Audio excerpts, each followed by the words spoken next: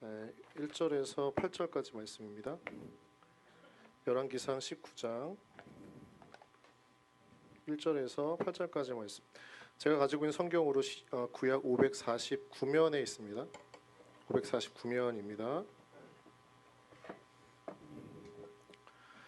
549면 다 찾으신 것 같아가지고 함께 교독하겠습니다. 제가 먼저 읽겠습니다. 아합이 엘리야가 행한 모든 일과 그가 어떻게 모든 선지자를 칼로 죽였는지를 이세벨에게 말하니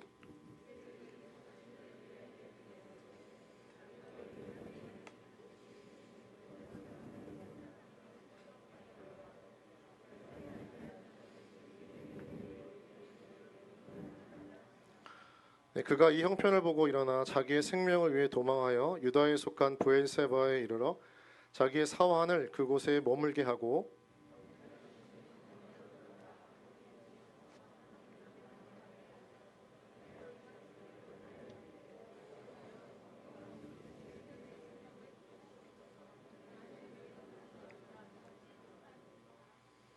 로뎀나무 아래에 누워 자더니 천사가 그를 어루만지며 그에게 이르되 일어나서 먹으라 하는지라.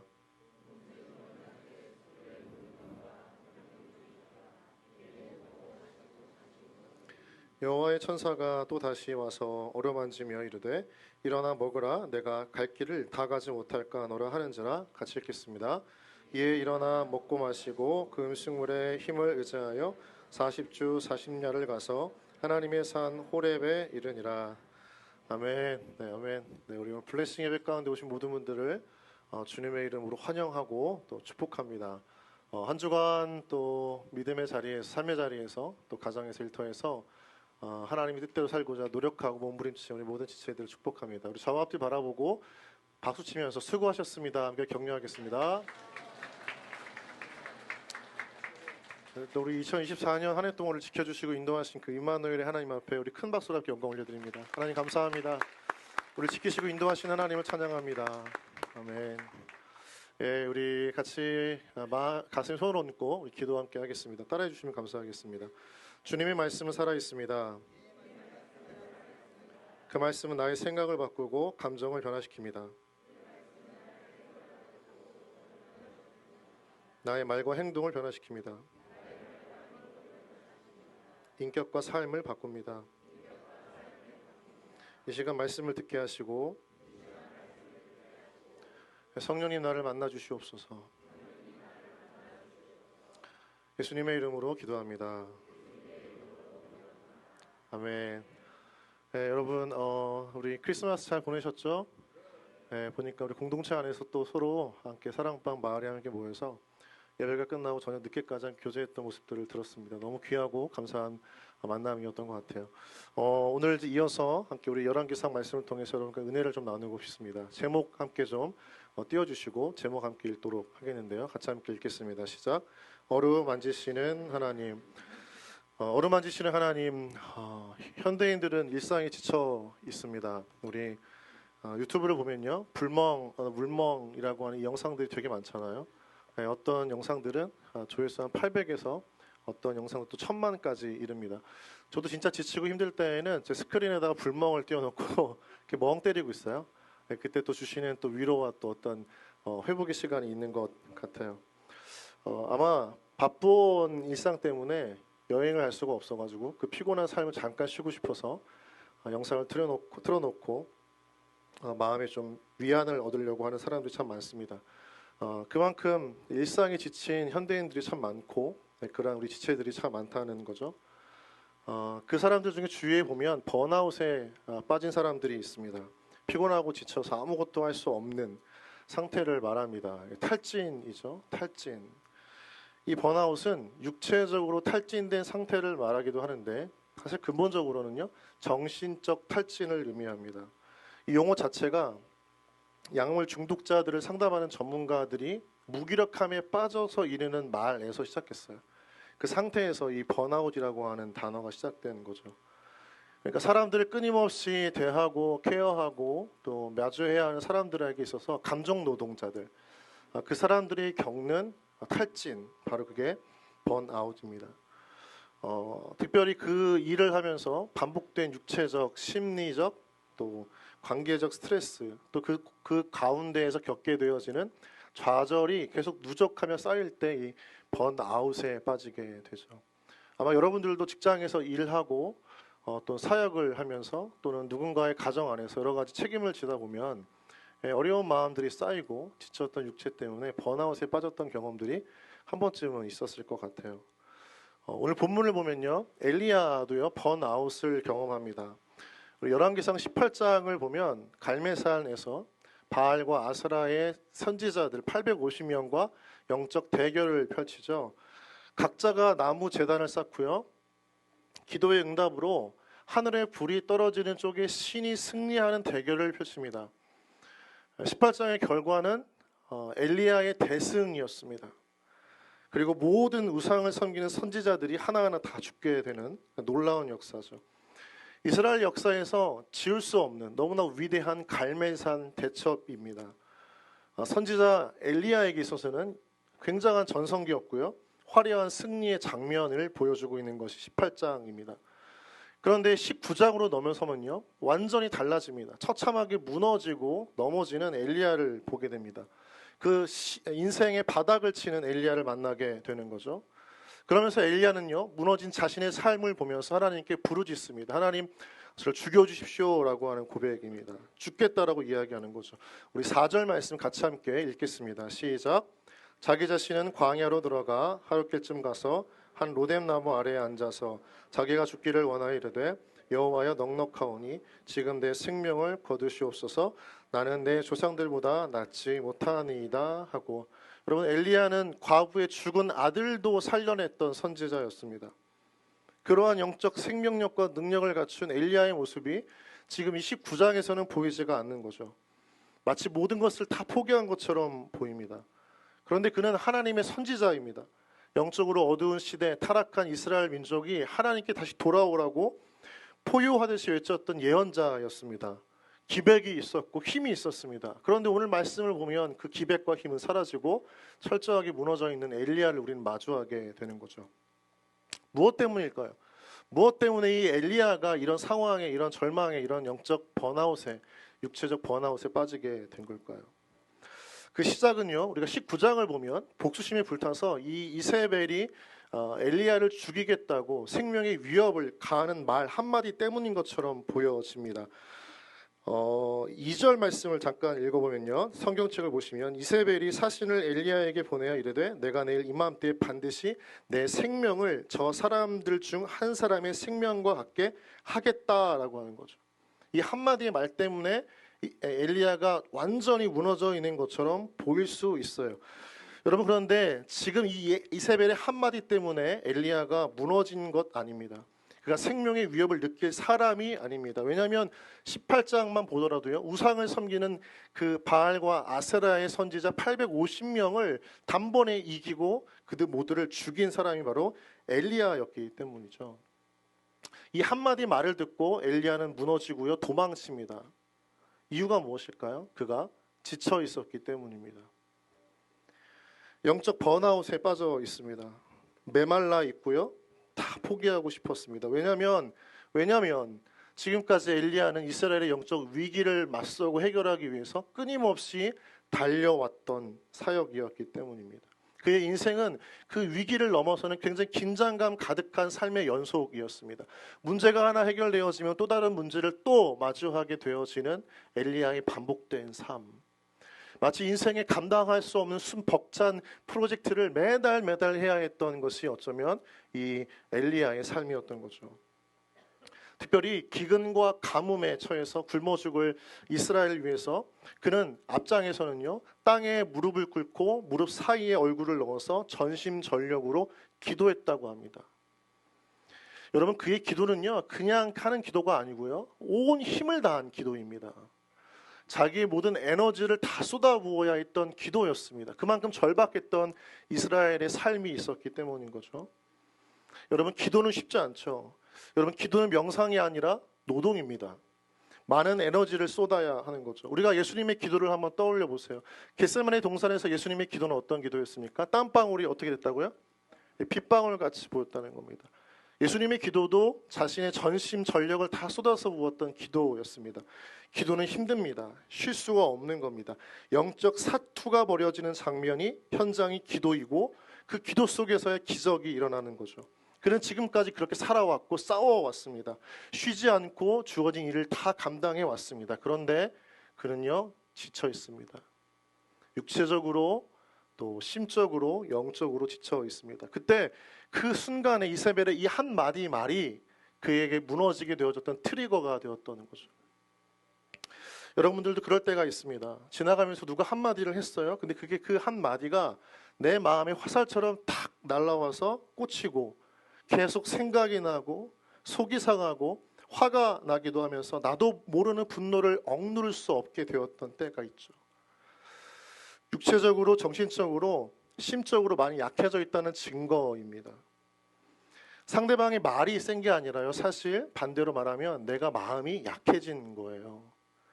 우리 마음이 강하면요. 우리가 누가 우리를 향해 소리를 지르고 욕을 해대고 막 비판하고 해도 우리가 쉽게 넘길 수가 있거든요. 아무리 막 나를 향해 쌍욕을 해도 우리 마음 가운데 미쳤나 봐 쟤 이렇게 하고 한 번씩 넘겨갈 수 있어요. 마음이 강하면요. 많이 해봤죠? 미쳤나 봐 저 자식. 마음이 강할 때 할 수 있는 거예요. 약해져 있으면요. 지나가는 말 한마디도 내 마음에 깊은 상처가 됩니다. 말이 센 게 아니라 마음이 약해졌기 때문인 거예요. 오늘 하나님은요. 그렇게 지치고 무너진 엘리야를 만나주세요. 그리고 그를 어루만지시고 회복해 하시는 하나님을 만나게 됩니다. 우리 블레싱 공동체에도 지쳐있는 청년들이 참 많습니다. 약하고 무너진 지체들이 참 많습니다. 가정에서는요. 가장으로서 경제적 가장이 되어서 부모님을 돌봐야 하는 지체들이 참 많고요. 일터에서는 끝없는 업무와 또 야근으로 인해서 몸도 마음도 지친 직장인들이 참 많습니다. 교회 안에서도 마찬가지죠. 기쁨으로 시작을 하고 헌신하고 봉사했지만 언제 내려놓나라고 하는 그 질문이 끝나지 않은 채 반복된 삶 가운데 지쳐하고 있는 지체들이 참 많습니다. 여러분 오늘 말씀을 통해서 엘리야를 만져주시고 어루만져주시는 그 주님의 위로와 은혜가 이 자리 가운데 있는 여러분 모두에게 있기를 주님의 이름으로 축복합니다. 네, 오늘 본문을 보면 엘리야는 이세벨의 말 한마디에 생명의 위협을 느끼고 도망칩니다. 그가 도망친 장소가 어디죠? 오늘 본문을 보면 광야입니다. 광야는요 도망자들이 숨어 지내는 곳이죠. 은신처입니다. 여러분 엘리야는 지금 죄를 지었습니까? 짓지 않았습니까? 엘리야는 죄를 짓지 않았습니다. 그는 하나님의 편에서 옳은 일을 했던 사람입니다. 그런데 그가 이세벨에 맞설 힘이 없어서 도망쳐서 광야로 홀로 들어갑니다.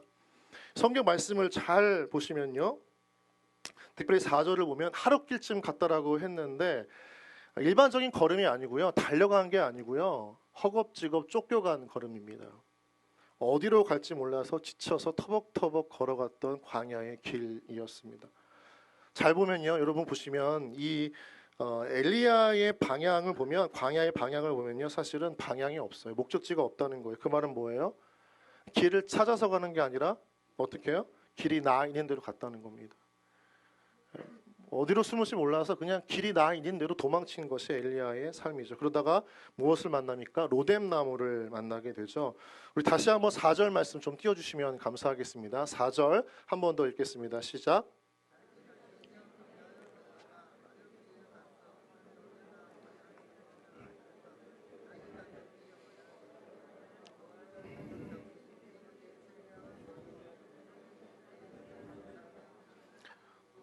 메아리가 퍼지고 있어요. 이렇게 왔다 갔다 보니까 한 번에 살지 못하고 지금 엘리야는요 광야에 들어가서 한 나무 아래 쉬게 되죠. 그가 마주했던 나무는 로뎀 나무입니다.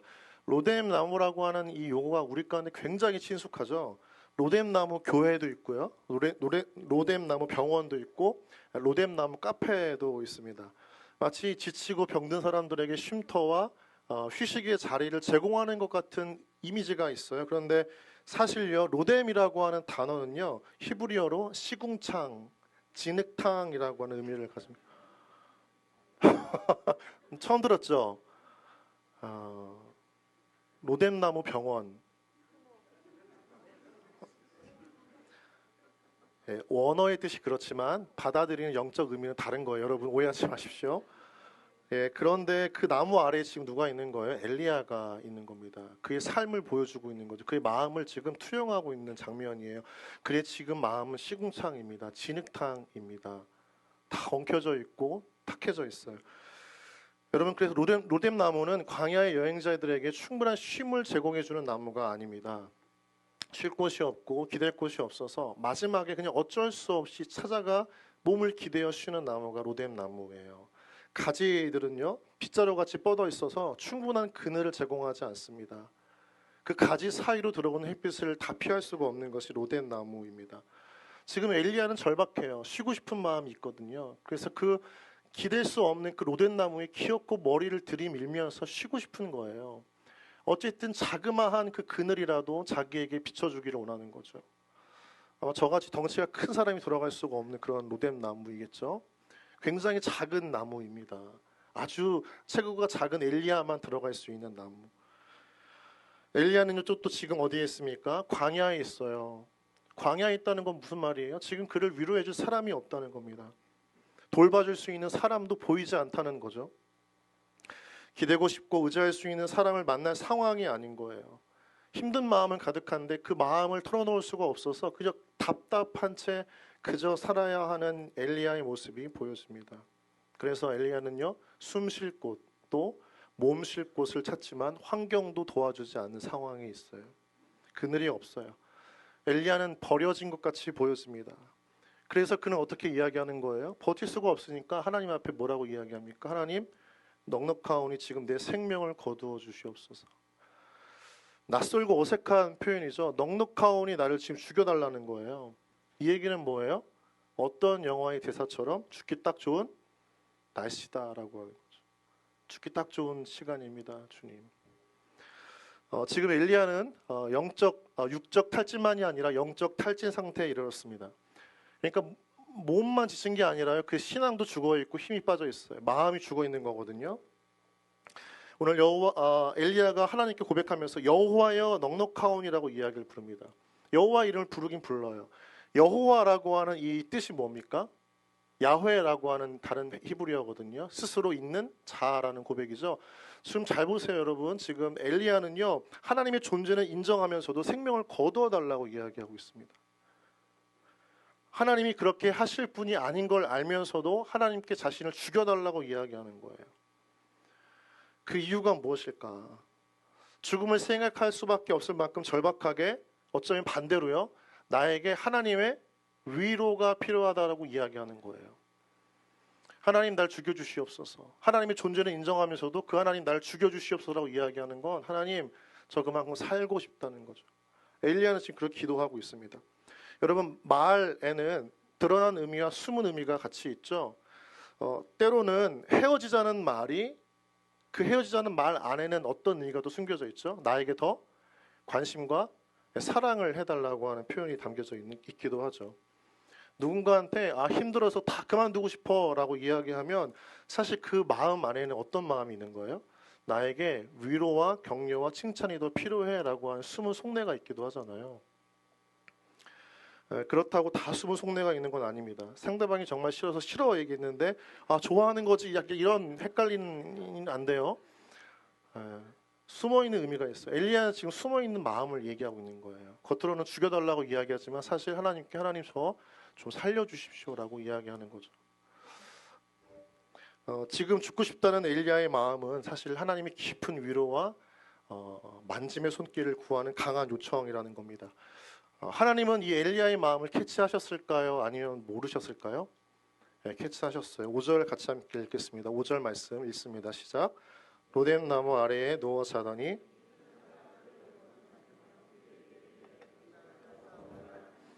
천사가 등장합니다. 하나님 보내신 존재죠. 그리고 어루만집니다. 저는 여기서 굉장한 마음의 따뜻함을 느껴요. 어루만진다는 표현 참 오랜만에 들어보죠. 저는 이 표현에서 마치 그 자식을 어루만지는 어머니의 모습이 떠오릅니다. 여러분, 우리가 사회 초년생으로서 어렵게 들어간 직장에서 막 야근하고 잔업하면서 쉬지도 못하고 일하는 자녀들을 보는 그 부모님들의 마음 속에서 퇴근하고 집에 돌아오면 너무나 지쳐서 사실은 옷도 갈아입지 않고 소파나 침대에 털썩 누워 있을 그 모습들을 보잖아요. 저녁도 먹지 못했어요. 일만 하다가 겨우 쉬려고 들어온 거예요.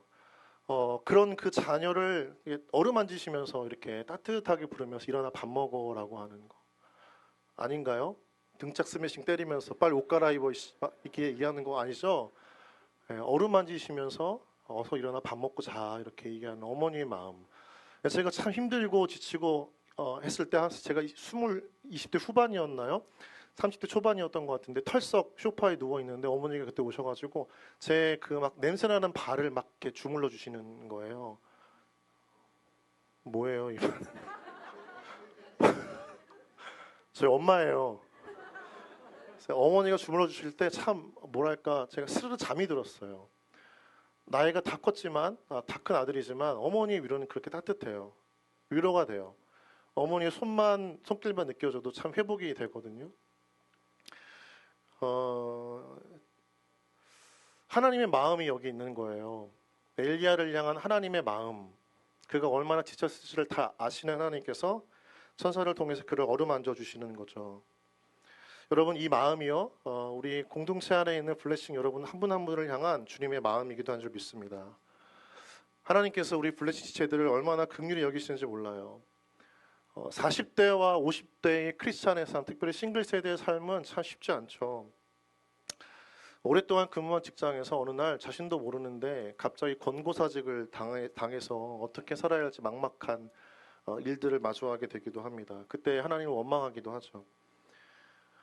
또 이런 지체들이 참 많죠. 부모와 또 자녀가 함께 살지만 경제적으로, 관계적으로 사실은 그 자녀가 가족의 가장이 되어서 부모를 돌봐야 하는 지체들이 참 많습니다. 그래서 삶에 대한 소망과 어떤 긍정적인 시각보다는 자신이 처한 상황과 환경에 치여서요 위축되어 있고요. 삶과 신앙이 참 많이 무너져 있는 지체들이 있다는 걸 느끼게 돼요. 그때마다 마음이 참 아픕니다. 솔직히. 제가 저희 교회 와가지고 새벽 예배하고 금철 이제 예배를 드리면서 가장 먼저 하는 기도는 이제 블레싱 여러분들을 위한 기도예요. 이름을 다 부르지 못하지만 공동체원들을 놓고 기도할 때마다 특별히 이제 이틀 전에 금철에서는 왜 그렇게 눈물이 나는지 모르겠어요. 진짜 많이 울었거든요. 옆에 막 목사님들이 그 막 기도하고 있는데 뜨겁게 기도하는데 잘 안 들리고 자꾸 기도하는 제 가슴을 치게 되는 것 같아요. 그러면서 막 제 마음에 그런 마음들이 들 때 이런 생각들이 들어요. 하나님, 우리 블레싱 지체 안에 있는 우리 귀한 멤버들 한 명 한 명들이 혹시 이런 마음에 자신이 집안에서 돈 벌어오는 기계 같다는 마음을 가진 분이 있지는 않아요? 또 하나님, 자기가 주님의 귀한 자녀라고 하는 그 존재 인식이 없이 그저 필요할 때 손 내밀다가 필요가 없어지면 멀리하는 도구 같다는 마음을 가지고 있는 지체들은 없습니까? 자신도 감당하지 못하는 그 인생의 무거운 짐을 짊어지면서 홀로 감당하면서 눈물 흘리는 지체들은 없습니까? 하나님 그들을 좀 위로해 주십시오. 인생의 누군가의 도구가 아니라 하나님 앞에 사랑받고 위로받아야 할 사람이라는 것을 성령님 좀 깨닫게 해 주십시오. 이런 기도를 드리면서 참 많이 울었어요. 하나님께 주시는 그 눈물에는요 사실 하나님의 정말 무궁무진한 사랑이 담겨 있는 줄 믿습니다. 누군가를 위해 기도할 때 눈물을 흘린다면 하나님께서는 그 눈물 속에 그 지체와 대상을 향한 깊은 사랑을 보여주시는 거예요. 여러분 그래서 하나님이 저를 통해서 확신시켜 주시는 것은 하나님이 여러분을 얼마나 사랑하시는지 모릅니다. 하나님은 정말 여러분들을 사랑하십니다. 우리 옆 사람이 한번 좀 고백해 볼까요? 하나님은 당신을 정말 사랑하십니다. 여러분 그래서 보시면 엘리야를요 하나님이 버리신 게 아니에요. 광야에 홀로 있고 사람도 없고 쉴 곳도 없지만 그 인생의 막다른 길에 놓여져 있던 엘리야를 찾아오시는 것은 결국 하나님 한 분이에요. 하나님은요 위로해주고 격려해주고 싶으셨던 겁니다. 그래서 어루만져 주시고 또 음식을 준비해 주셨죠. 주님의 마음이 담긴 음식입니다. 우리 6절 말씀 같이 함께 읽어볼까요? 시작.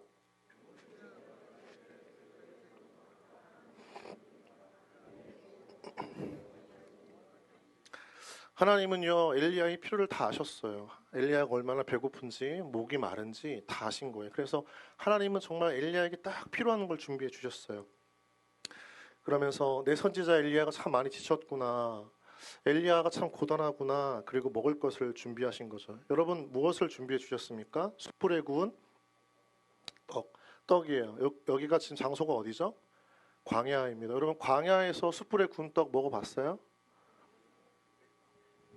저도 안 먹어봤지만 여러분 집에서 가끔 프라이팬에 살짝 구운 가래떡에다가 조청 딱 찍어가지고 먹을 때 맛이 어때요? 예, 얼마나 맛있게요? 좋아요. 이거 준비했는데. 네, 그래요. 부끄럽네요. 잊어주세요. 자, 그런데 여러분 유대인들은 떡을 먹어요, 안 먹어요? 사실은 떡을 먹진 않죠. 유대인들은 뭘 먹죠? 빵을 먹습니다. 이 번역상 구한 말씀이 됐던 것 같아요. 성경을 번역하면서 조선 사람들이 이해하기 쉽게 빵을 떡으로 번역한 거예요. 그래서 NIV 성경을 보면 케이크 오브 브레드라고 나와요. 빵 한 조각인 거죠. 그 빵. 근데 그 빵은요 어떤 빵이에요? 숯불에 구운 빵이에요. 따끈따끈한 빵이에요. 얼마나 맛있게요? 얼마나 맛있게요? 그걸 먹고 또 물은 어떤 물이에요? 너무 달고 단 물이에요. 목말라 있잖아요. 그렇죠? 그 물과 빵을 먹고 엘리야는 다시 잠이 들어요. 엘리야는 육체에 탈진 피곤함이 있었어요. 지치고 힘든 사람들한테 이런 육체적인 회복이 필요합니다. 여러분 우리 육체는 영혼을 담는 그릇이라고 하는 말이 있어요. 그러니까 이 말은요 영지주의자들은 그 육체를 경시하고 무시하지만요 주님은 이 땅에 무엇을 입고 오셨죠? 육신을 입고 오셨어요. 그랬던 것처럼 영과 육은 모두가 다 귀한 거라는 거죠. 그래서 지치고 힘들어하는 사람한테 너 요즘 영성이 좀 떨어졌어. 가서 금식 좀 기도해. 은혜가 떨어져서 더 부르짖어. 기도 안 하고 있어. 뭐 하는 거야? 하나님 절대 그렇게 이야기하지 않으시죠. 하나님은요 엘리야를 지금 어떻게 하세요? 먹이고 재우십니다. 여러분 잘 먹고 잘 쉬는 것도 신앙의 삶, 경건의 삶인 줄 믿습니다. 그것도 하나님의 일이에요. 그래서 여러분 너무 무리하지 마시고 때때로 너무 지쳐 있으면 쉬셔야 됩니다. 잘 먹어야 됩니다. 그때 진짜 회복이 일어날 줄 믿어요. 여러분 잘 먹고 잘 쉬는 우리 블레싱 지체들 되어지기를 주님의 이름으로 축복합니다. 한 가지가 더 있는데요. 하나님은 지친 엘리야를 위로하고 회복시키기 위해서요 천사를 보내시고 먹여요. 그렇죠? 우리 주위에 보면요 육체적으로, 정신적으로, 영적으로, 정서적으로, 영적으로 격려와 위로가 필요한 사람이 내 눈에 들어온다면 그게 무슨 의미일까요? 그 사람 만나서 섬기라는 의미겠죠. 하나님의 눈이 있는 거예요. 하나님의 마음이 있는 거예요. 그러니까 평소에는 굉장히 그냥 건강해 보이고 잘 지내는 것 같은데 어느 날 지나가다가 보니까 좀 지쳐 있어요. 그런 마음이 느껴져요. 그 마음을 느끼는 건 뭐예요? 하나님이 지금 우리에게 가서, 너에게 가서, 내가 가서 그 사람을 먹이고 격려하고 위로하라고 하는 부르심이자 사인이에요. 다른 사람의 필요가 내게 보인다라고 하는 것은 나를 통해 채우기를 원하시는 하나님의 사인이지 않겠습니까? 그래서 그 사람을 격려하고 위로할 수 있는 최고의 식당에 가서 데려가서 먹이는 거예요. 여러분 행복한 공동체는요 섬기는 공동체임을 믿습니다. 서로가 서로를 섬겨요. 필요를 채워주는 일이 여러분 우리 안에서 먼저 일어날 때 우리는 하나님의 회복을 함께 경험할 줄 믿습니다. 우리는요 서로의 삶을 너무나 어렵다는 걸 가장 잘 알아요. 얼마나 힘든지 그 삶이 부모님을 모시는 것, 가정 안에서 경제적 가장이 되는 것, 얼마나 힘든 일을 하는 건지를 너무나 잘 공감하고 이해할 수 있는 게 우리 공동체의 시기이고 서로의 모습인 거죠. 여러분 그래서 이 안에서 우리 각자가 서로에게 회복의 통로 또 위로의 통로가 되어 주어야 됩니다. 우리 옆 사람에게 좀 친한 분들에게 가까이 좀 바라보시고 이렇게 좀 이야기하실까요? 밥 사줄게 힘내요. 자 시작. 밥 사주겠어요. 이렇게.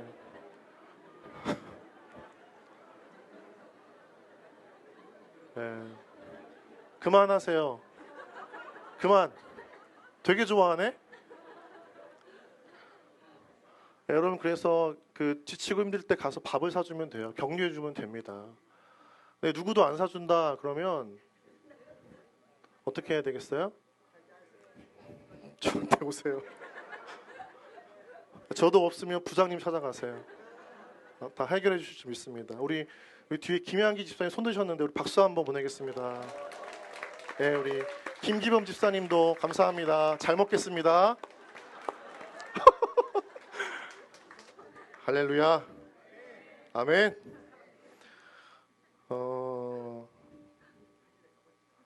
한 번 사줬어요. 회복이 안 된 것 같아요. 그럼 또 어떻게 되죠?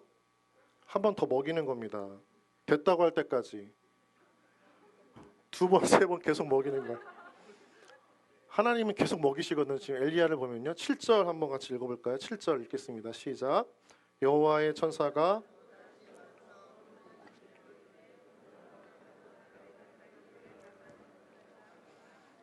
지금 두 번째 먹이는 거죠. 그렇죠?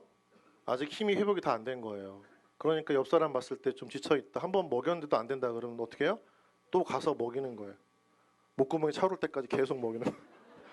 그만할 때까지. 천사를 통해서 하나님께서 엘리야를 먹이신 첫 번째 이유는 육체적 회복을 위함입니다. 두 번째는 좀 달라요. 일어나 먹으라라고 이야기하면서 그 다음에 이유를 이야기해 주죠. 무엇 때문입니까? 부르심의 회복을 위함이기 때문입니다.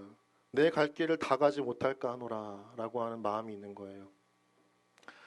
그러니까 잘 먹고 잘 쉬고 잘 누리는 걸로 끝나지 않고 치유하고 회복되는 걸로 끝나지 않고 이제 그가 가야 할 힘을 얻으라는 거죠. 부르심의 사명입니다. 그 사명의 삶을 위해서 지금 너가 먹어야 한다는 거죠. 배를 채우고 다시 들어오고 있으면 안 됩니다. 회복과 함께 가야 할 부르심의 길을 가야 하는 거죠. 상한 마음의 치유와 회복이 우리에게 반드시 필요하지만 그 자리만 여기가 좋사오니라고 하면 안 된다는 거예요. 하나님의 마음은 거기에까지 있지 않아요. 더 가는 거예요. 마태복음 17장 1절 8절을 보면요. 말씀 자막 안 나옵니다. 마태복음 17장 1절 8절을 보면요. 변화산 사건이 나오죠. 여러분 다 기억하시죠? 베드로와 야고보와 요한을 예수님께서 한 높은 산에 데리고 가셔서 기도하십니다. 근데 그때 놀라운 광경이 펼쳐져요. 예수님의 얼굴이 해같이 빛나요. 옷이 빛과 같이 변해집니다. 휘어진다는 거죠. 이 사건은 예수님의 신성을 제자들에게 보여주신 사건입니다. 굉장한 사건이죠. 12명의 제자 중에서 이 3명에게 특별히 보여주신 사건입니다. 신비로운 주님을 만났어요. 얼마나 황홀했겠어요? 굉장한 영적 체험입니다. 그렇죠? 충만해요. 은혜가 넘치는 상황인 겁니다. 근데 거기에 더해서 모세도 나타나고 엘리야도 나타나요. 그 장면을 보면 그렇잖아요. 그러니까 베드로가 너무나 흥분한 나머지 예수님께 이런 청을 합니다. 주님, 우리가 여기 있는 것이 너무 좋사오니 평생 머물고 싶어요. 떠나고 싶지 않습니다. 주님을 위해서, 모세를 위해서, 엘리야를 위해서 초막 셋을 짓고 평생 살고 싶습니다. 여기 머무르고 싶다는 거예요. 그럴 수 있습니다. 은혜의 현장이잖아요. 회복이 막 일어나고 영적 충만함이 있는 자리잖아요. 이러한 베드로의 요청에 예수님은 어떻게 대답하셨죠? 그들을 데리고 산을 내려오셨습니다. 산을 내려왔다는 것은 다시 마을로 가셨다는 거예요. 사역해야 할 자리, 그들이 있어야 할 자리는 그 은혜의 현장이 아니라 그걸 경험하고 누렸으면 다시 은혜를 흘려보낼 그 부르심의 자리로 가라. 그것이 너의 삶이다. 이렇게 말씀하신 거죠. 말씀이 아니라 몸으로, 행동으로 보여주셨던 겁니다. 여러분, 우리가 떠나지 말아야 할 자리, 또 끝까지 머물러야 할 자리는 부르심의 자리입니다. 세상에서는 무너지고 뒤처지면 그것으로 끝나요. 실패자를 다시 동정하지 않습니다. 기회를 주기가 쉽지 않아요. 실패하면 그냥 실패자예요. 나고고 된 거예요. 그런데 성경에서 하나님 우리가 주시는 은혜를 확인할 때 하나님은요, 그 실패자를 다시 일으켜 세우셔서 회복시키시고 다시 그를 부르심의 사람으로, 사명자로 세우신다는 겁니다. 여러분, 그래서 우리는 이렇게 중도 포기하고 절망하고 끝나지만 하나님은요, 어떤 하나님이라고요? 우리를 내버려 두지 않으시는 하나님. 그러니까 참 은혜는요, 내가 나를 포기해도 하나님은 나를 포기하지 않으신다? 포기하지 않으신다는 거예요. 이게 진짜 은혜인 거예요. 우리는 우리의 삶을 보면, 내일을 마주하면 늘 절망이고 소망이 없는데 하나님은요, 우리를 끝까지 소망하시는 하나님이신 줄 믿습니다. 그래서 우리 인생의 목적과 방향을 하나님께 두어야 하는 이유가 거기에 있는 거예요. 우리는 하루아침을 소망으로 시작하지만 절망으로 잠자리에 들기도 합니다. 근데 하나님은요, 매일매일 매 순간 소망하시는 거예요. 아브라함을 보세요. 그가 얼마나 못났습니까? 그는 이방인이었습니다. 믿음의 위대한 사람으로 만들어 가시는 하나님의 소망은요, 그가 어떤 잘못을 하더라도 꺾이지 않았습니다. 사라지지 않았어요. 여러분, 그 하나님의 소망이 여전히 여러분의 삶 가운데 펼쳐지고 있음을 믿습니다.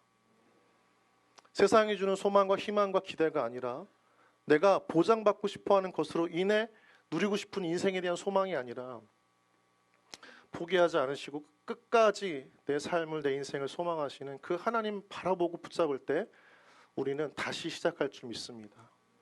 여러분, 25년도 우리가 그렇게 시작해야 되지 않겠습니까? 요한복음 20장, 21장을 보면요, 주님을 3번 부인했던 베드로가 나오고요, 그 베드로가 부활하신 예수님을 만났음에도 불구하고 주님을 따라가지 않습니다. 디베랴 바닷가로 다시 가서 자신이 했던 그 어부의 직업을 그대로 이어서 하고 그물을 던져요. 무슨 얘기예요? 더 이상 주님 따라가는 거 하고 싶지 않다는 거죠. 지쳤다는 겁니다. 주님을 따라서 제자의 길을 간다는 것은 자기한테 너무 역부족이고 버겁다라고 생각을 했다는 거죠. 베드로는요, 주님이라면 나를 물 위에 걷게 하실 수 있는 분입니다라고 고백을 했지만 3번이나 공개적으로 주님을 부인한 그 실패한 과거, 실패한 자신을 이겨낼 수가 없었던 거예요. 그러니까 부활하신 주님이 자신을 만나 주셔도 그 주님을 따를 수 있는 마음의 용기가 없었던 겁니다. 자포자기하고 다 포기했던 거예요. 다른 말로 하면 자기에게 절망했던 겁니다. 우리가 무너질 때, 탈진할 때 함께 찾아오는 감정이 뭐냐면 절망이에요. 절망. 다른 사람에 대한 절망이 아니라 나에 대해서 포기한다는 거예요. 참 힘들어한다는 겁니다. 다시 일어설 수 없을 정도로 무너지는 거죠. 자신에 대한 소망이 사라집니다. 그런데 그때 베드로에게 주님이 찾아오시잖아요. 그리고 물고기를 잡고 있던 베드로에게 어떻게 하시죠? 그가 잡은 생선을 숯불에 굽고 아침을 차려서 그 제자들에게, 베드로에게 주시죠. 그리고 말씀합니다. 와서 먹으라. 우리 요한복음 20장 12절 말씀 같이 함께 읽어볼까요? 시작. 예수께서 이르시되 와서 조반을 먹으라 하시니 제자들이 주님이신 줄 아는 고로 당신이 누구냐 감히 묻는 자가 없더라. 이 식사를 마친 후에요, 뭔가 베드로의 마음에 심경의 변화가 일어납니다. 그리고 예수님께 다시 베드로에게 물어보세요. 내가 나를 사랑하느냐 베드로, 이렇게 3번 물어보시잖아요. 여러분, 예수님 그 질문 가운데 베드로의 마음을 몰라서 물으시는 걸까요? 정말 베드로의 그 마음을 모르셔서 확인하고 싶으셔서 예수님께서 굳이 3번이나 베드로에게 질문하셨던 것일까요? 사랑하지 못했던 그 지난 날의 부끄러운 과거를 들춰내면서 그를 다 그치셨던 것일까요? 그러면서 마치 연관성이 있는 것처럼 3번의 부인과 이 3번의 질문처럼 그에게 있어서 그 부끄러운 과거를 들춰내면서 너 왜 나를 3번이나 부인했냐, 왜 배신했어, 책망하는 것처럼 들릴 수도 있겠지만 사실은 그런 게 아니죠. 제자로서 실패한 인생으로서 자신을 종지부짓고 절망감에 빠져있는 베드로를 책망하시기 위한 예수님의 그 질문이 아니에요. 이 질문은요, 잘 묵상해 보시면 다시 베드로에게 일어설 기회를 주시기 위한 질문이에요. 다시 시작할 수 있는 기회를 주시기 위한 예수님의 질문입니다. 여러분, 주님께서 엘리야를 다시 만지시고 어루만지시면서 먹이의 진정한 이유가 여기에 있는 거예요. 그는 지금 무너져 있습니다. 사명이고 뭐고 광야에 홀로 누워 앉아 있어요. 그런데 하나님 보시기에 엘리야의 삶이 그렇게 끝나서는 안 되겠다는 거예요. 그는 부름받은 사람이고 선지자입니다. 하나님이 원대한 일을 앞으로 해야 할 하나님이 선택하신 사람입니다. 그저 배부르고 먹고 쉬는 걸로 끝나는 인생이 아니라, 그런 세상적 만족으로 끝나는 인생이 아니라 그걸 초월해서 더 큰 놀라운 하나님의 뜻을 이루어가야 할 사람으로 하나님은 엘리야를 선택하셨어요. 내버려 두신 게 아니라 그가 그 일을 할 수 있도록 다시 기회를 붙잡고 싶으셨던 것입니다. 그래서 다시 그를 먹이시고 부르시는 겁니다. 이 과정을 통해서 엘리야의 마음 가운데에는 2번째 회복이 일어나요. 사명에 대한 회복입니다. 하나님이 그래도 다시 나를 부르시는구나. 내가 그 승리 후에 찾아오는 그 내 안에 있는 그 절망감, 영적 탈진 때문에 이세벨의 말 한마디 때문에 도망쳐 숨어들었던 그 광야까지 찾아오셔서 다시 나를 부르시는구나. 7절 보면 내가 갈 길을 다 가지 못할까 노라 하는지라. 너 왜 안 가냐라는 말이 아닙니다. 가야 하지 않겠냐는 말이에요. 가야 하지 않겠냐 엘리야. 다시 일어서야 되지 않겠냐 엘리야. 주님의 음성에 담긴 그분의 마음에는 다시 일어서야지, 그렇게 무너져 있으면 어떡해, 쓰러져 있지 말고 먹고 마음의 힘을 내서 가자라는 음성입니다. 엘리야가 해야 할 섬김과 세상에서의 부르심의 자리 포기하지 말고 힘을 내자는 거죠. 힘을 내자는 겁니다, 여러분. 엘리야에게 말씀하시는 하나님의 마음이 힘을 내자 엘리야. 내가 너를 채워주고 필요를 채워주고 위로해주고 격려해줄게. 그게 엘리야를 향한 하나님의 마음이었던 거죠. 여러분을 향한 하나님의 마음인 줄 믿습니다. 그리고 엘리야는 일어나요. 8절입니다. 같이 함께 읽겠습니다. 시작. 이에 일어나 먹고 마시고 그 음식물에 힘을 의지하여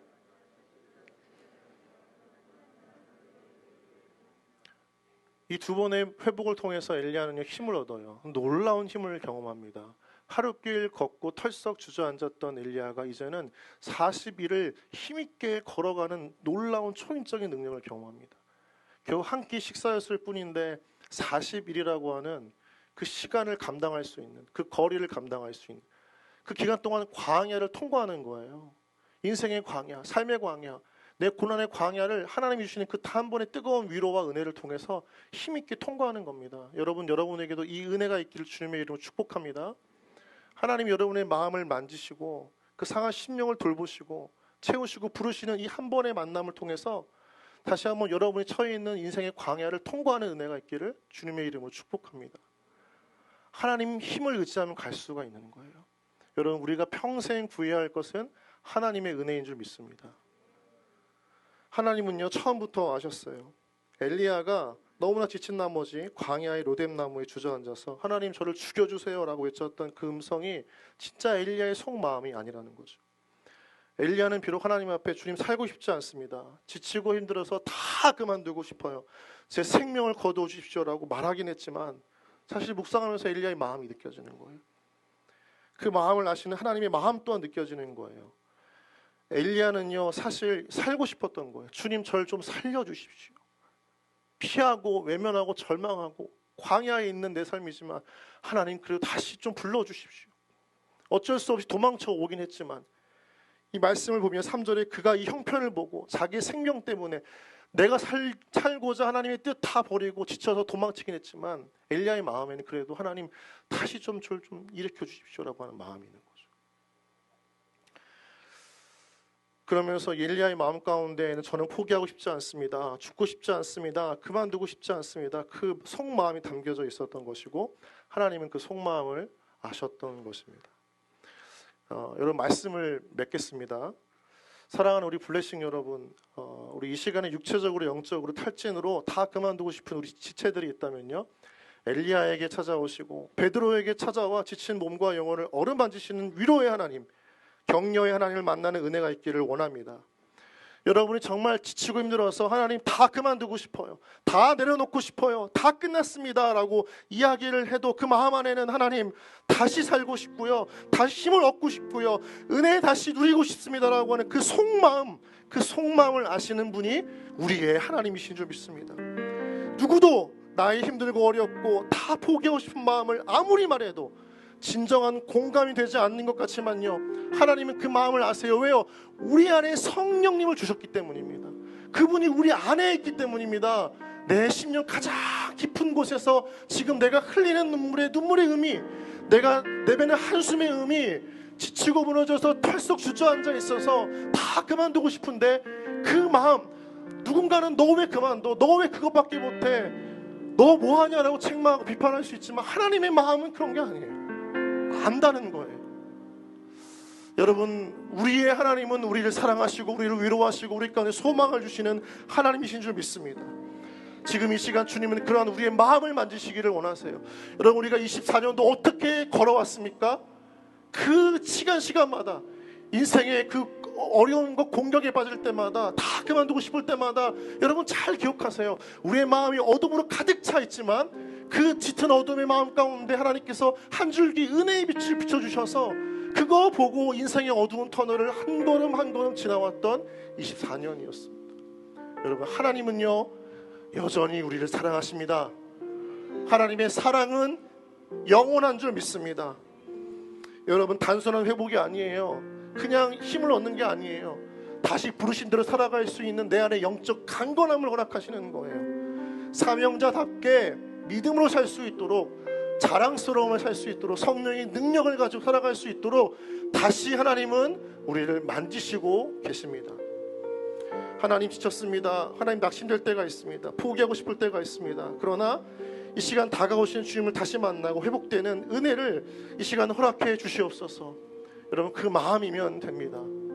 함께 이 시간 아무것도 두려워하지 말라 함께 찬양하면서, 하나님, 주님은 나의 영원한 산성이시고 요새이십니다. 소망 되신 하나님을 찬양합니다. 우리 함께 시간 찬양하겠습니다. 아무것도 두려워 말라, 아무것도 두려워 말라,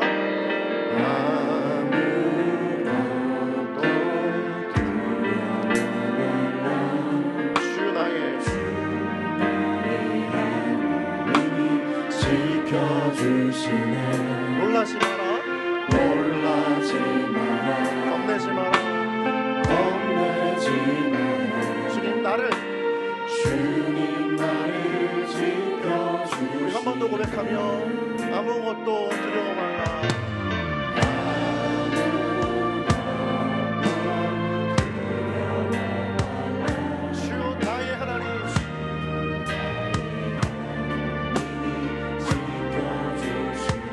놀라지 마라, 겁내지도 마라. 주님 나를 지켜주시네. 내 맘이 힘에 겨워 지치지 않아.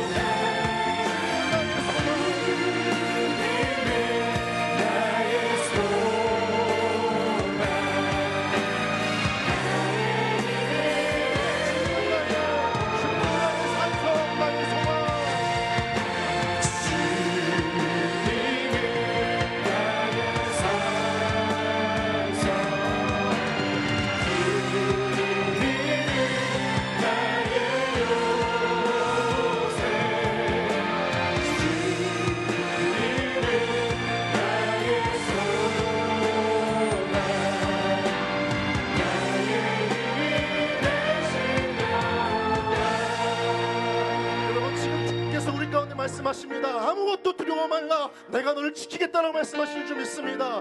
놀라지 마라. 겁내지 마라. 내가 마지막까지 너를 지키겠다라고 말씀하시는 하나님이 우리 가운데 계심을 믿습니다. 우리가 아무리 힘에 겨워 지쳐도 세상의 어마폭과 몰아쳐서 휩쓸려 갈지라도 하나님은 우리의 산성과 요새와 소망이 되시는 줄 믿습니다. 하나님 이 시간 그 하나님 붙들고 살아가게 하여 주시옵소서. 주님 지친 나의 마음을 위로하시고 힘주시며 다시 부르심의 자리까지 나아갈 수 있도록 우리를 붙잡으시는 주님의 놀라운 위로와 은혜가 성령 하나님 만지심의 은혜가 이 시간 나의 심령 안에 삶 가운데 임하기를 원합니다. 주님 나를 만져 주옵소서. 회복시켜 주시옵소서. 함께 시간 주님 이름 부르며 기도하며 나아갑니다. 주여 하나님 아버지 시간 가운데 기도합니다.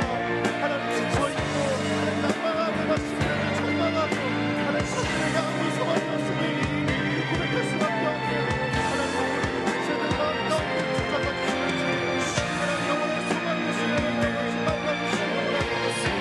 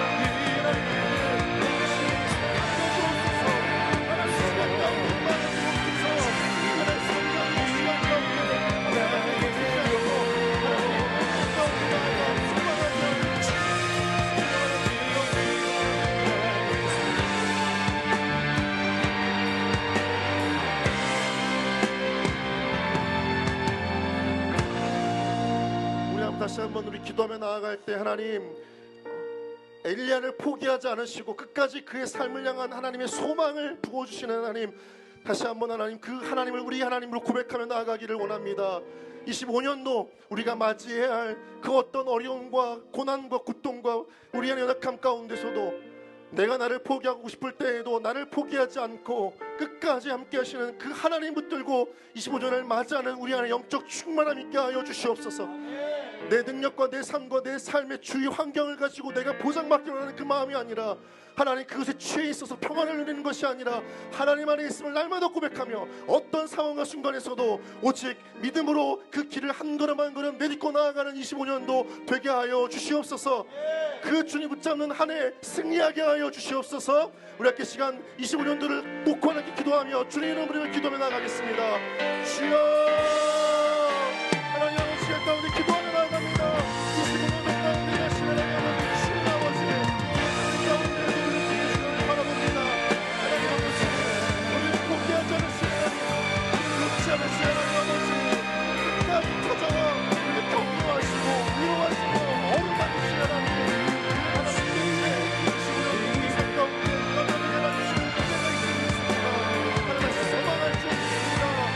걸어가고 뛰어날 줄 믿습니다. 낙심하지 않게 하여 주시옵소서.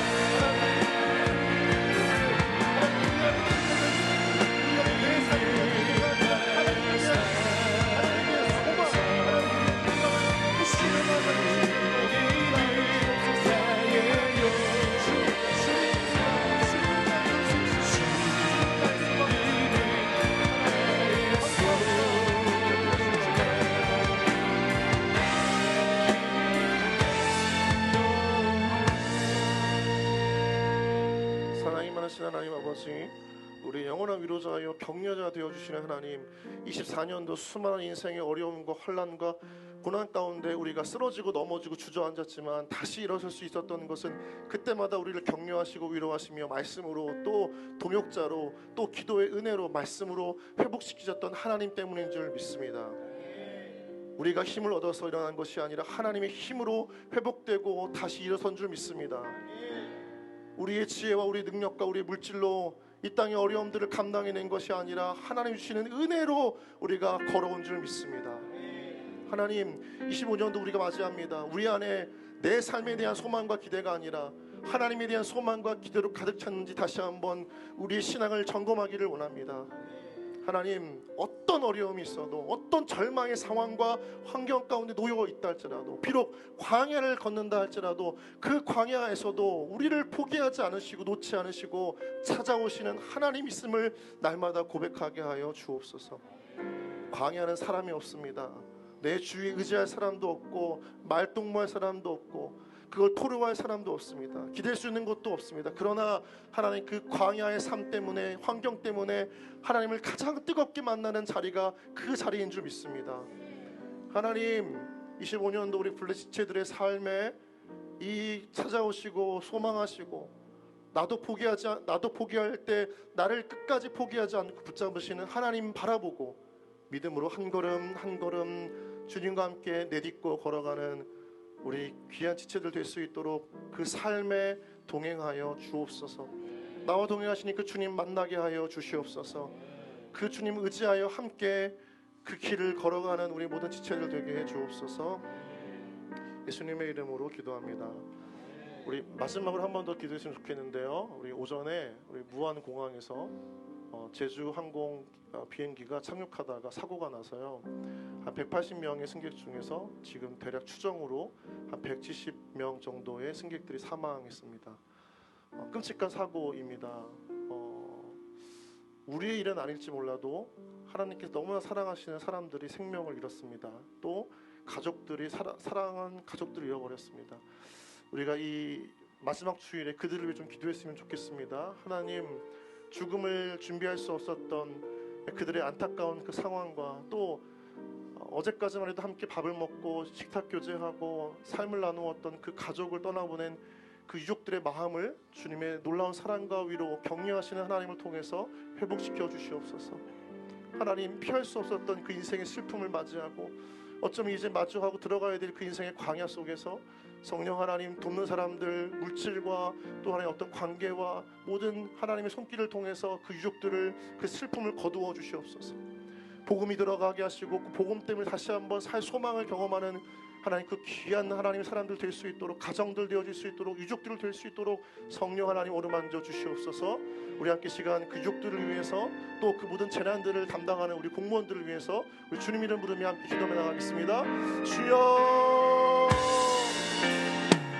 하나님 아버지, 무한공간에서 하나님 그 안타까운 사고로 말미암아 생명을 잃어버린 수많은 사람들, 또 그들 중에 가족이 있고 친구가 있고 사랑했던 연인이 있음으로 말미암아 그 슬픔을 마주하게 되어진 수많은 유족들, 하나님 그들을 위로하시는 하나님의 은혜가 있기를 원합니다. 하나님 찾아가 주셔서 힘을 내어 다시 한번 슬픔을 이겨내고 감당할 수 있도록 하나님 넉넉하게 밀어주시는 하나님 만나게 하여 주시옵소서. 하나님 아버지, 시간 주님의 은혜를 구하며 나아갑니다. 하나님, 준비할 수 없었던 인생의 죽음 앞에, 상실과 아픔 앞에 하나님의 위로하시는 따뜻한 은혜가 있기를 원합니다. 하나님, 힘든 자에게는 하나님 다시 한번 소망하게 하시고 슬픔을 거두내시는 하나님 힘을 경험하게 하시고 잊지 않았지만 하나님 주시며 통하시고 그들의 기도할 사람들을 세우시고 그들의 찾아가는 사람들을 보내주시고 그들 마음 가운데 하나님의 따뜻한 은혜가 경험하게 하여 주시옵소서. 하나님 아버지, 모든 것들 재난들을 발견하게 하는 공포들 가운데 지치지 않게 해주시옵소서. 지혜를 주시고 힘을 주시옵소서. 이 어려운 시기를 잘 감당할 수 있도록 하나님 사람들로 세워주시옵소서. 하나님, 섬기며 그렇게 봉사할 때 그 시간 그리고 주님의 은혜가 임하게 하여 주시옵소서.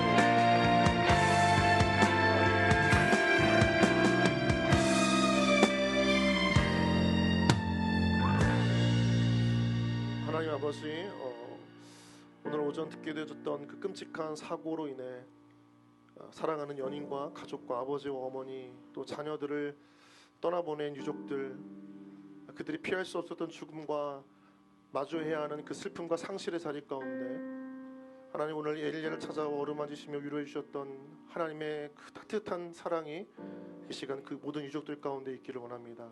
슬픔 당한 자들, 절망하는 자들, 황망함에 쓰러져 누운 자들 가운데 찾아가 주셔서 위로하시고 격려하시며 다시 일어나라 말씀하시는 성령 하나님의 은혜가 있기를 원합니다. 하나님 아버지, 자신의 인생의 그 죽음을 피할 수 없고 준비할 수 없었던, 그리고 안타깝게 이 땅을 떠났던 그들을 바라보며 다시 한번 오늘 하루 우리에게 주신 그 삶이 얼마나 귀한지를 깨닫게 하여 주시옵소서.